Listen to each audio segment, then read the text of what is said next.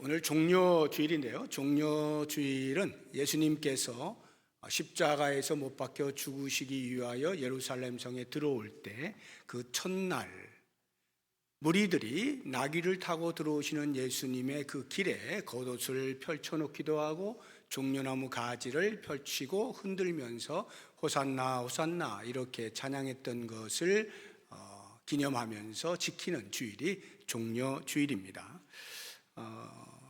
예수님 당시에 왜 이런 종려나무를 흔드는 행위를 했을까 생각해 보면요, 그 이전으로 거슬러 올라가서 예수님이 십자가에 죽으시던 그때로부터 대략 한 190년, 200년 전 BC죠. 그때에 예루살렘 성전이 이방 국가에 의해서 침략을 당한 때가 있어요. 그래서 제우스 신상이 예루살렘 성전 안에 들어오고 하는 이러한 엄청난 일이 벌어지게 되는데, 이것을 이제 보다 견디다 못한 마카비라고 하는 사람이 BC 164년경에 혁명을 일으키게 됩니다. 그래서 그들 다 쫓아내고 예루살렘 성전을 다시 회복시켜요. 그래서 수리도 하고 성전을 다시 주님께 드립니다 라고 해서 수전절 또는 봉헌절이라고 하는데, 히브리어로는 하누카라고 합니다. 이때 그 승전을 축하하면서 백성들이 종려나무 가지를 흔들고 바닥에 깔고 이렇게 한 거예요. 그래서 그 이후로 이제 개선 장군이 승리하고 돌아오게 되면 백성들이 양옆으로 쭉 서서 이렇게 종려나무 가지를 펼치거나 땅에 펼치거나 흔들면서 이제 축하해 주었거든요. 이 종려나무가 이제 승리를 상징하는 나무거든요. 기쁨을 또는 평화를, 영광을 상징하는 나무여서 그 나뭇가지를 이제 흔든 것으로 보입니다. 우리 뿌리 공동체가 5월 14일에 이제 봄나들이를 갑니다. 야유를 가는데 어디로 갈까 이제 사전 답사를 지난 금요일에 몇 분과 함께 다녀왔어요. 포천에 있는 허브 아일랜드라고 하는 곳을 이제 갈까 하고 거기 다녀왔는데, 지금은 이제 허브가 심어져 있지 않은 상태지만 이제 5월이 되면 뭐 가득 이제 찰 텐데, 그 안에 이제 식물원이 있어서 식물을 쭉 도는 중에 제가 유심히 본 것 중에 하나가 이 종려나무입니다. 그 종려나무가 거기에 몇 그루가 이렇게 있던데, 이제 학명으로 하자고 하면 아마 대추 야자나무 이렇게 보시면 되겠습니다. 영어로 하면 데이트 팜 트리라고 하는데요. 대추 야자의 열매를 맺는 그 나무입니다. 그래서 이파리를 보게 되면 이제 삐쭉삐쭉하면서 굉장히 커요. 그것들을 이렇게 흔들면 뭐 비로 쓸어도 될 만큼 이렇게 굉장히 크거든요. 그런 것들을 이렇게 깔고 흔들고 이렇게 했던 것이 이제 종려 주일의 이제 유래가 되는 것입니다.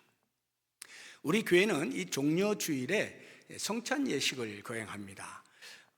사실 의미로 보자고 하면 성찬 예식을 예수님께서 십자가에 죽으시던 그 금요일에 하면 제일 좋을 것 같습니다. 의미적으로. 그런데 이제 금요일에는 전 성도님들이 모이시기가 어렵잖아요. 그래서 그 고난 주간이 시작되는 첫 주일인 이 종려주일을 기해서 성찬 예식을 우리 교회는 늘 하고 있습니다. 이 성찬 예식이라고 하는 것은요, 사람이 만든 게 아니에요. 종교적으로 어떤 일들을 하다가 이거 한번 해보자 해서 만든 게 아니라 예수님께서 직접 하라고 명령하신 거예요. 23절 보시게 되면 앞부분에 내가 너희에게 전한 것은, 사도 바울이 고린도 교회 성도들에게 말하는 거예요. 내가 너희에게 전한 것은 내 말이 아니고 주께 받은 것이다. 주님이 하라고 하신 것 너희들에게 전한다. 이 말씀을 하시는 거예요.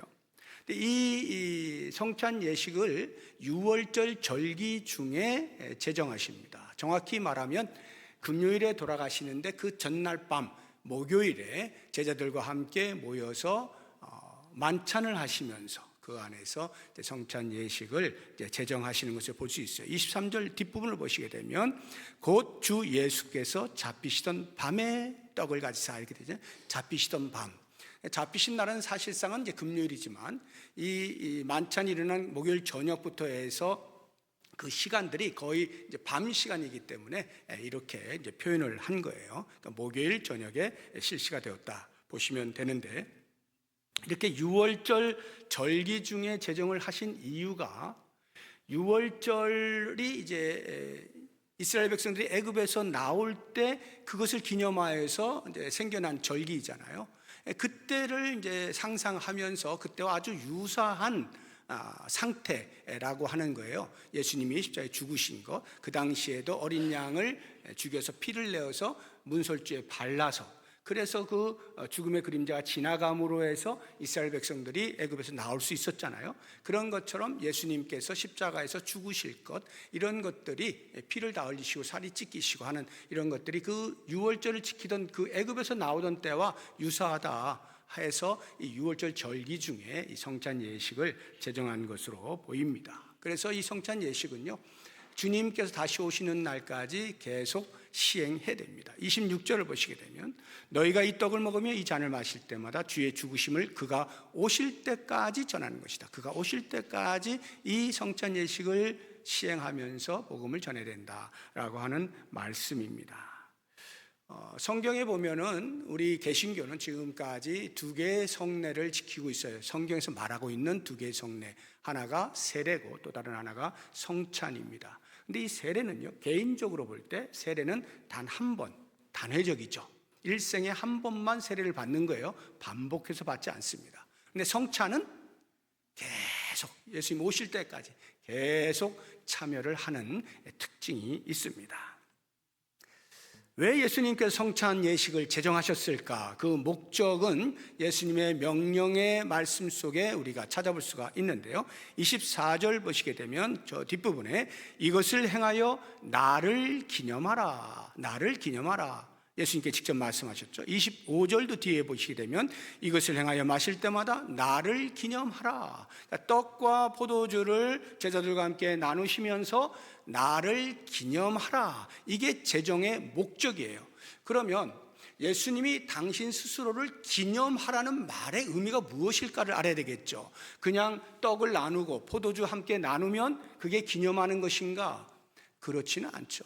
예수님이 당신을 기념하라고 말씀하실 때에는, 그래서 그 기념하는 그 성찬 예식에 참여하는 과정 속에서 참여자들이 무엇인가 반응할 것을 염두에 두고 기념하라고 말씀을 하신 것이죠. 그럼 어떠한 반응이냐?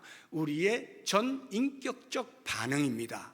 전인격적이라는 말은 인격의 3요소인 지, 정, 의, 각각에 대하여 반응해야 돼요. 다시 말하면 지적인 반응이 있어야 되고, 감정적 반응이 있어야 되고, 의지적 반응이 있어야 돼요. 언제요? 성찬 예식에 참여할 때, 예수님을 기념할 때, 이때에 우리가 지적으로도 반응해야 되고 감정적으로도 반응해야 되고 의지적으로도 반응하면서 참여를 해야 한다 하는 것입니다. 그렇다고 하면 그것이 무엇을 의미하는지 각각에 대해서 이제 간단히 살펴보도록 하겠습니다. 먼저 지적인 반응, 즉 이성적 반응인데요, 이거는 기억하는 것입니다. 기억을 해내는 거예요. 무엇을요? 예수님께서 당신의 몸이 채찍에 맞아 살이 다 뜯겨나가는 그런 고난을 받으신 이 일, 그리고 피 한 방울 남기지 아니하고 다 쏟아내어서 십자가에서 매달려 죽으신 일, 이것을 기억하라는 거죠. 물론 이 말의 의미는 그냥 팩트 체크가 아니에요. 사실 확인, 그랬구나, 예수님이 십자가에서 피 한 방울 남기지 않고 다 쏟아 죽으셨구나, 그 전에 채찍에 맞아서 살이 다 뜯겨 가시면서 고난을 받으셨구나, 사실을 아는 것으로 끝나는 게 아니죠. 그 다음이 중요하죠. 왜 그러셨느냐 이거죠. 왜 그렇게 당신의 살을 뜯겨 가시면서까지, 당신의 피 한 방울 남기지 않으시면서까지 고난을 받으시고 죽으셨는가, 이것을 인지하라는 말이에요. 이게 지적 반응이에요. 무엇입니까? 우리의 죄의 값을 대신 치르시는 속량이죠. 속량, 그것을 위해서 예수님께서 하신 것이죠. 이것을 제정할 당시에 제자들이 이 사실을 알았을까요? 그 다음 날이면 예수님이 십자가에 죽으시는데 과연 십자가의 은혜, 그 의미를 알았을까요? 알 리가 만무합니다. 그들은요, 예수님께서 이미 전부터 몇 차례나 죽으실 것과 부활하실 것에 대해서 말씀해 주셨을 때마다 귀담아 듣지 않았어요. 그냥 흘려들었어요. 무시해버린 거예요. 뿐만 아니라 말씀하셔도 그것이 무엇을 의미하는지, 나에게 어떤 영향을 미치는지 알지 못해요. 깨닫지 못해요. 무지한 거예요. 어떤 제자는요, 심지어 예수님 절대로 십자가에 돌아가시도록 내가 놔두지 않겠습니다, 결심도 합니다. 그래서 실제로 성만찬이 끝난 다음에 겟세마네 동산에 기도하시고 내려오시는 길에 체포하는 자들에게 의하여 체포당하실 그 즈음에 베드로가 칼을 휘두르지 않습니까? 예수님을 보호하겠다 하는 열정을 가지고 말이죠. 교만한 거예요. 십자가의 의미를 전혀 알지 못해요. 그런데 예수님이 돌아가시고 부활하셔서 부활하신 예수님이 제자들을 만나 주시게 되면서 예수님의 부활을 확신하게 되어진 제자들이 변하게 되어지고, 그때로부터 성찬 예식을 참여할 때마다 그들은 어떤 생각을 했을까요? 기억을 해내잖아요. 예수님께서 그렇게 말씀하셨던 그 의미가 바로 이것이었는데 왜 그 당시에는 몰랐을까? 굉장히 부끄러웠겠죠. 그러면서 다시 한번 십자가의 의미를 깊이 묵상하는 그러한 성찬 예식을 반복하여 드렸을 것이다 생각이 되어집니다.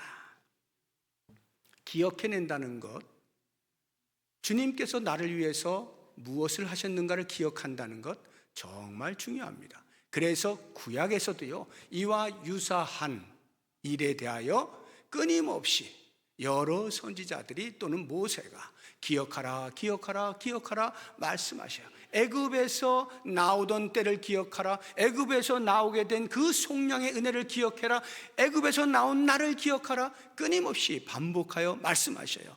대표적으로 두 구절만 한번 찾아보면 신명기 15장 15절에 너는 애굽 땅에서 종되었던 것과 내 하나님 여호와께서 너를 속량하셨음을 기억하라. 16장 3절을 보시게 되면 유교병을 그것과 함께 먹지 말고, 여기 그것이라고 하는 것은 양 고기를 말하는 거예요. 양을 구워서 먹는 것. 애굽에서 나올 때 양을 구워서 먹고 무교병을 구워서 먹고 급한 마음으로 서둘러서 나오지 않습니까? 그게 이제 유월절 절기의 시초라 그랬잖아요. 바로 그때를 지금 설명하고 있는 거예요. 유교병을 누룩과 함께 들어있는 거, 부풀리는 것이 있는 그런 빵 말고 이래 동안은 무교병, 발효되지 아니한 빵, 그것과 고난의 떡을 그것과 함께 먹으라. 양고기와 함께 먹으라. 이는 내가 애굽 땅에서 급히 나왔음이니 이같이 행하여 내 평생에 항상 내가 애굽 땅에서 나온 날을 기억할 것이니라. 기억을 하는데 잠깐 기억하고 마는 게 아니라 평생 항상 기억하는 거예요. 그러니까 우리가 성찬 예식에 참여할 때마다 예수님께서 나를 위해서 무엇을 하셨는가를 계속 끊임없이 기억을 해내야 하는 것이죠. 이러한 기억의 지적 반응은요, 우리에게 자연스럽게 하나됨, 연합의 지적 반응으로 이끌어 가게 해줍니다. 연합, 하나됨이라고 하는 것은요, 나와 예수님과의 하나됨, 나와 또 다른 성도와의 하나됨을 의미하는데, 이 연합의 지적 인지가 이 성찬 예식에 참여할 때 있어야 한다는 거예요. 다시 말하면 나와 예수님과의 관계에 있어서 우리는 하나예요. 예수님의 속량의 은혜를 인지하고 받아들이게 되어지면 예수님과 나는 하나가 되어집니다. 이것을 예수님께서는 포도나무와 가지의 비유로 우리에게 설명을 해주셔요. 요한복음 15장 5절을 보시게 되면 나는 포도나무여 너희는 가지라. 그가 내 안에 내가 그 안에 거하면 사람이 열매를 많이 맺나니 나를 떠나서는 너희가 아무것도 할 수 없음이라 말씀하셔요. 포도나무의 뿌리에서부터 영양분이 올라와서 줄기를 거쳐서 가지로 흘러가죠. 그러면 그 가지는 당연히 열매를 맺죠. 어떤 열매요? 포도 열매를 맺게 돼 있어요. 예수님이라고 하는 포도나무의 가지인 우리들은 당연히 예수님의 성품의 열매들을 맺게 되어 있는 거예요. 근데 우리가 포도나무를 보면서 이것은 뿌리고 이것은 줄기고 여기는 가지구나 하고 별도로 말하거나 이해하는 사람은 아무도 없습니다. 그냥 포도나무 하면 그 전체가 합하여서 하나예요. 하나로 포도나무 이렇게 말한단 말이죠. 예수님과 우리가 하나다라고 하는 것은 구분하지 않는 것입니다. 그렇기 때문에 우리는 당연히 예수 안에 있는 자로, 예수님이 내 안에 있는 자로서 하나된 그 관계 속에서 예수님께서 거룩하심처럼 우리도 거룩의 열매를 맺어야 하는 거예요. 많은 예수님의 성품의 열매가 있지만 이 본문과 관련해서 우리가 꼭 기억해야 되는 것이 이 거룩의 열매입니다. 거룩의 열매, 어떤 열매를 말할까? 27절 한번 보시기 바랍니다. 그러므로 누구든지 주의 떡이나 잔을 합당하지 않게 먹고 마시는 자는 주의 몸과 피에 대하여 죄를 짓는 것이다 해서, 합당하지 않게라고 하는 것은 예수님께서 찢기신 몸과 흘리신 피의 가치에 합당하지 않게, 이런 말이에요. 가치 없이, 이런 말입니다. 그렇게 하면 안 된다는, 그건 죄를, 자기의 죄에 대해서 끊임없이 살펴야 돼요. 그래서 28절에 사람이 자기를 살피고 그 후에야 이 떡을 먹고 이 잔을 마시라 말씀하는 거예요. 자기가 죄 가운데 있으면서 이 성찬 예식에 참여하면 말이 안 되는 거예요. 만약에 그렇게 한다 가정을 하면 이런 일이 벌어지는 거예요. 29절 보십시오. 주의 몸을 분별하지 못하고 먹고 마시는 자는 자기의 죄를 먹고 마시는 것이니라. 자신의 삶을 돌아보아서 거룩하지 못한 삶을 살았을 때, 죄가 기억날 때 그것을 전혀 해결하지 않은 채 성찬 예식에 참여하면 안 된다는 말입니다. 늘 자기 자신을 그리스도의 거룩하심처럼 거룩을 유지하면서 그렇게 참여하는, 그리스도와의 하나됨을 인식하는 반응이, 지적 반응이 성찬 예식 가운데 있어야 하는 것입니다. 그렇다고 하면 이 하나됨이라고 하는 것은 그리스도와 나와의 관계에서만이 아니라 성도와 성도, 나와 내 옆에 있는 성도와의 관계에서도 하나됨이 필요합니다. 필요한 것이 아니라 하나됨이에요. 그런데 이 하나됨을 해치는 행위들이 있을 때 우리는 성찬 예식에 참여할 수도 없고, 성찬 예식에 참여할 때는 이 하나됨을 깊이 인지해야 되는 거예요.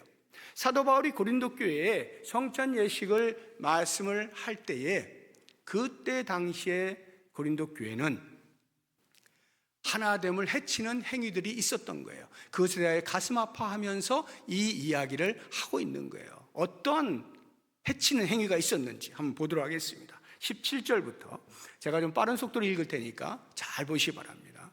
내가 명하는 이 일에 너희를 칭찬하지 아니하나니 이는 너희의 모임이 유익이 못되고 도리어 해로움이라. 먼저 너희가 교회에 모일 때 너희 중에 분쟁이 있다 함을 듣고 어느 정도 믿거냐. 분쟁이 있어요. 하나 되지 못하는 거죠. 19절 너희 중에 파당이 있어야 너희 중에 옳다 인정을 받은 자들이 나타나게 되리라. 파당을 짓는 일들이 벌어진 거예요. 20절 그런즉 너희가 함께 모여서 주의 만찬을 먹을 수 없다. 주의 만찬을 먹을 때요, 지금처럼 이렇게 성찬 예식이 이렇게 간소화하지 않고 그 당시에는 음식을 같이 나누면서, 그러니까 만찬, 애찬 같은 개념이라고 보시면 됩니다. 그럴 때에도 공동체의 하나됨을 해치는 행위들이 그 안에 있었어요. 21절 보세요. 이는 먹을 때에 각각 자기의 만찬을 먼저 갖다 먹으므로 어떤 사람은 시장하고 어떤 사람은 취함이라. 너희가 먹고 마실 집이 없느냐? 너희가 하나님의 교회를 업신여기고 빈궁한 자들을 부끄럽게 하느냐? 내가 너희에게 무슨 말을 하랴? 너희를 칭찬하랴. 이것으로 칭찬하지 않노라. 칭찬할 수 없다. 무슨 말이냐면 음식들을 가지고 올 거 아니에요? 하나씩 싸들고 온단 말이에요. 그러면 음식이 쭉 놓여져 있어요. 그리고 성도들이 다 같이 모여서 시작을 해야 되는데, 당시에는 주인과 종이라고 하는 그런 사회적 개념이 있었잖아요. 그러니까 주인은 일찍 와서 얼마든지 음식 차려놓고 기다리면서 우리 먹을까 말까 이렇게 할 수 있는데, 종들은요 주인의 집에서 자기가 해야 될 일을 다 하고 겨우 시간을 짬내가지고 허둥지둥 달려와야 되는 거예요. 그렇게 신앙 공동체 안에 들어오게 되어지면 그 당시에 고린도 교회 성도들 가운데 주인된 자들이 어떻게 했느냐 하면, 야, 우리가 종들 기다릴 필요가 뭐 있어. 그들은 나중에 따로 먹게 하든지 못 먹으면 뭐 어쩔 수 없고 일단 우리 모였으니까 우리끼리 먼저 시작하자 하고는 떡을 먹고 포도주를 마시고 이렇게 했던 거예요. 나중에 겨우겨우 허겁지겁 들어온 이 종들은 먹을 게 없네요. 성찬 예식에 참여할 수가 없게 되어지는 이런 일들이 일어나게 된 거예요. 그 부분에 대해서 사도 바울이 이야기하는 겁니다.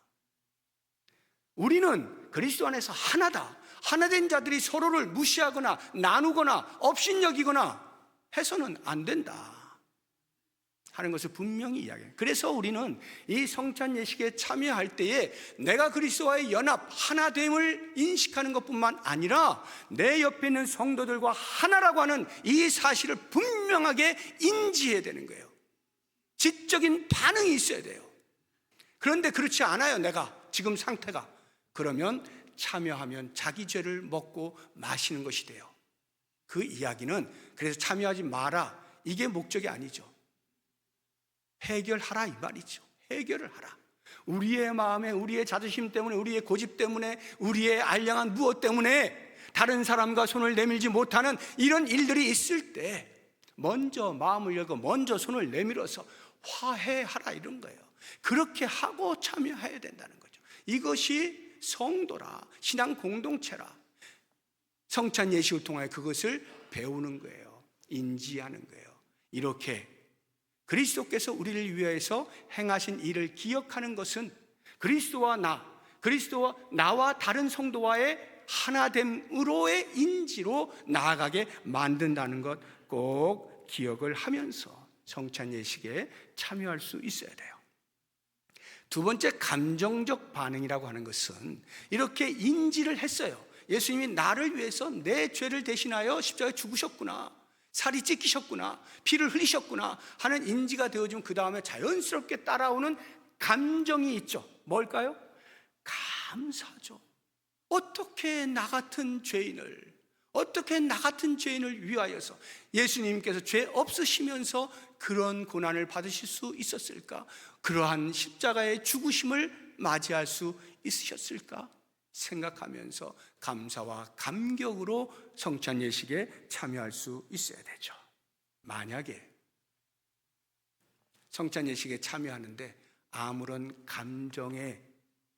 감사의 마음이 없이 그냥 떡을 대하고 그냥 포도주 마시고 우리 성찬 예식 했다 끝.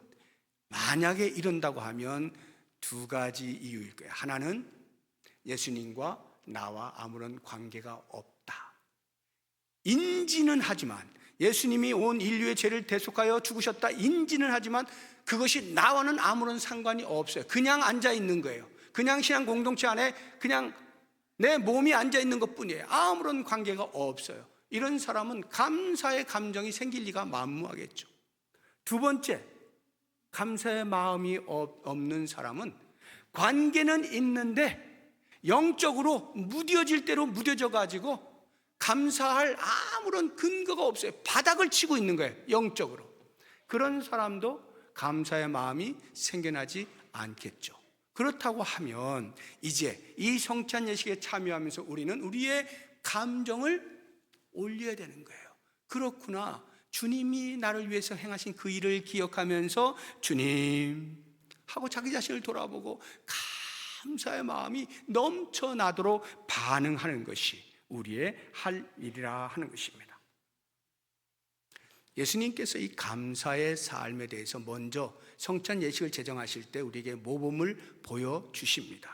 24절을 보시게 되면요, 축사하시고 떼어 이르시되 이렇게 말씀하시잖아요. 축사하시고 떡을 떼실 때도 그렇고 잔을 나누실 때도 마찬가지 축사하셨다.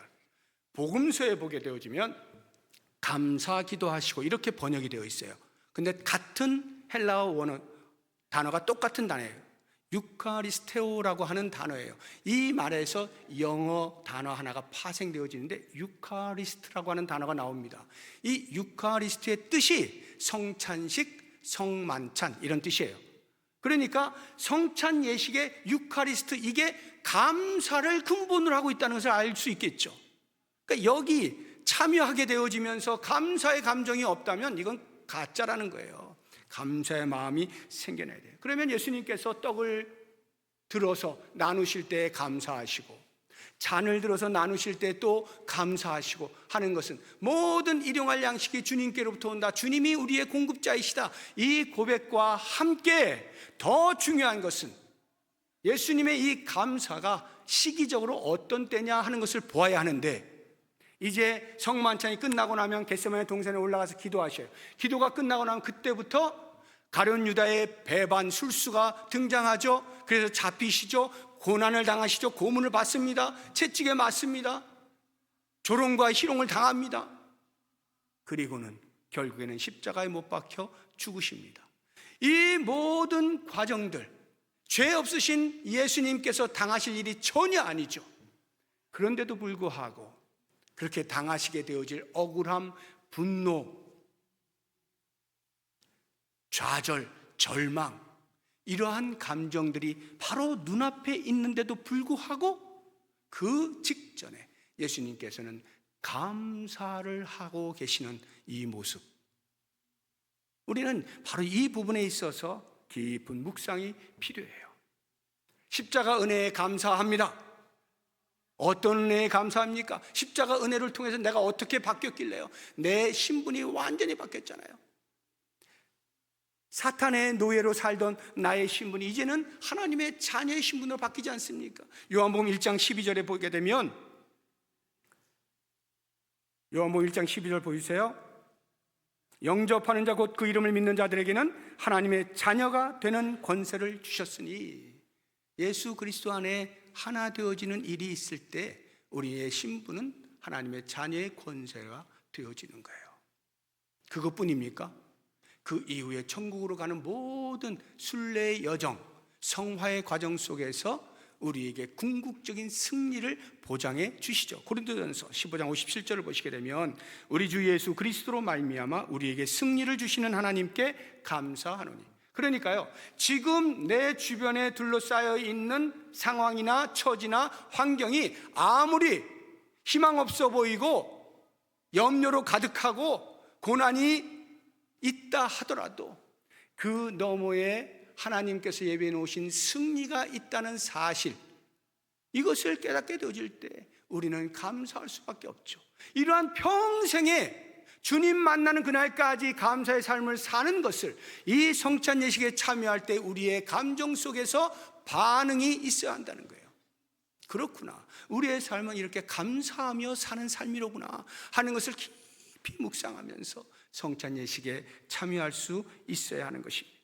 마지막 세 번째, 의지적 반응이라고 하는 것은, 그렇게 그리스도께서 행하신 일에 대한 기억을 통하여 내 마음이 감사할 때 거기로 끝나지 아니하고 그 다음 우리의 손과 발로 움직이고자 하는 의지적 결단이 반드시 있어야 돼요. 이게 의지적 반응이에요. 뭘까요? 하나님께서 우리에게 예수 그리스도를 통하여 구원에 초청하시고 그 초청에 응한 자들에게 부어주시는 이 땅에서 살아가는 동안에 행해야 할 사명입니다. 가장 기본적인 모든 성도에게 주어진 사명, 복음 전파죠. 26절 다시 한번 보시기 바랍니다. 너희가 이 떡을 먹으며 이 잔을 마실 때마다 주의 죽으심을 그가 오실 때까지 전하는 것이니라. 예수 그리스도께서 십자가에서 죽으셨습니다. 이것이 당신의 죄를 위해서입니다. 외칠 수 있어야 돼요. 복음 전파가 꼭 필요한 것입니다.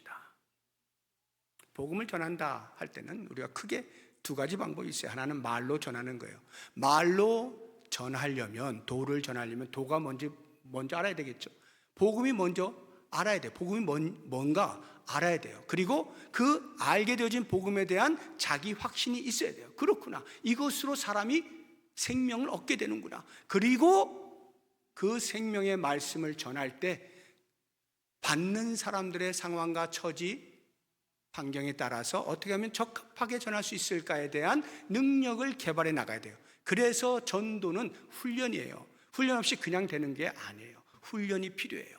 복음을 전하는 훈련을 받아야 되죠. 복음을 전하는 또 다른 하나의 방법은 우리의 삶으로 복음을 전하는 거예요. 말로 하지는 않는데 삶으로 전도해요. 삶으로 전도한다는 것은 관계 전도를 말하는 것이죠.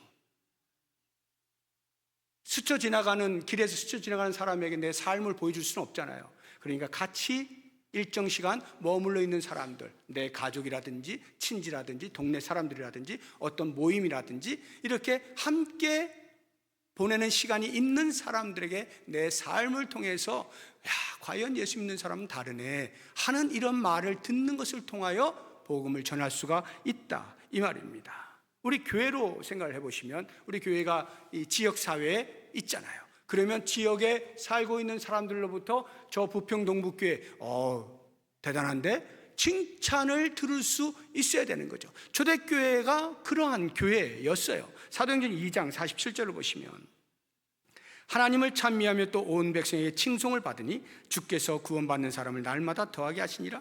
온 백성의 칭송을 받는 게 선한 영향력을 미치는 거예요. 바로 이것이 하나님의 선교에 동참하는 것입니다. 왜 예수님께서 당신의 교회를 세우셨을까요? 그것은 하나님께서 당신의 선교를 위하여 이 땅에 보내신 선교사적 사명을 감당하라고 교회를 세우신 거예요. 그래서 모든 교회는 전부 선교적 교회, 미셔널 처치라고 말을 해요. 이 지역사회에서 복음을 전할 사명이 있다. 말로 하든 생활 속에서 모범을 보여주든 무엇을 통해서든지 복음을 전할 사명이 우리에게 있는 거예요. 그것을 이 성찬 예식에 참여할 때 깨달아야 되는 거예요. 그렇구나, 결심해야 되는 거죠. 나는 복음을 전하는 사람으로 살아간다 하는 것을 결심하고 다짐을 할 수 있어야 되는 거죠. 주님께서는 끊임없이 오늘날에도 추수할 일꾼을 찾으셔요. 그 음성을 듣게 되어질 때 우리가 외면하면 안 되겠죠.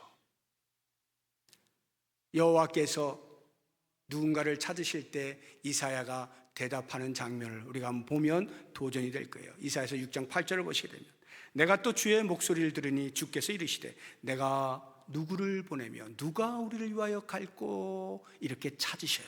그때 이사야가 대답합니다. 주님, 제가 여기 있습니다. 저를 보내주십시오.